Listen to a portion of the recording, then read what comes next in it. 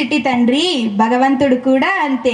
భగవంతుని చేరుకోవడంలో మరియు దర్శించుకోవడంలో ధ్యాన యోగం అంతటి శక్తివంతమైన మార్గం మరింకేదీ లేదు. కాబట్టి మనం ఏకాగ్రతతో ధ్యానం చేస్తే భగవంతుణ్ణి చేరుకోగలం.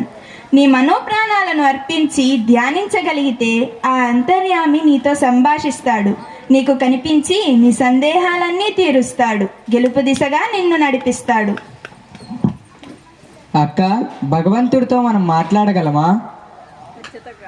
తప్పకుండా మాట్లాడగలం. అయితే నిశ్చల మనస్సుతో మనం ఆయనని ధ్యానించగలగాలి. అయితే ఆ ధ్యాన విధానాన్ని నాకు నేర్పుతావా? సంతోషంగా నేర్పిస్తాను. అయితే ఇదంతా నా సొంత పరిజ్ఞానం కాదు.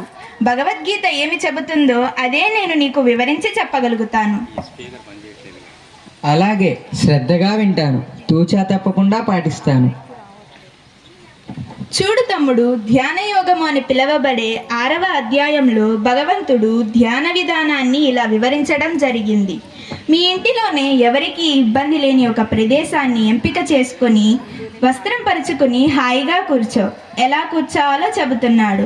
సమం కాయ శిరో గ్రీవం ధారయన్న చలం స్థిరః సంప్రేక్షానాసికాగ్రం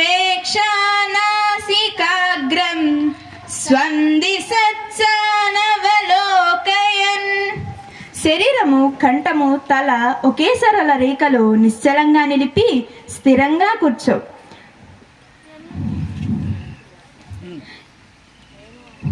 నీలోని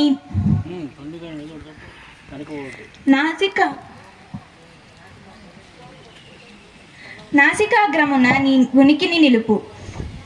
ఇదంతా శరీర విషయమై చెప్పబడిన సూచన.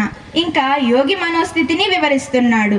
ప్రశాంతాత్మా విగతభిః బ్రహ్మచారి వ్రతే స్థితః మనః సంయమ్య మచ్చిత్తః యుక్తాసీత మత్పరః.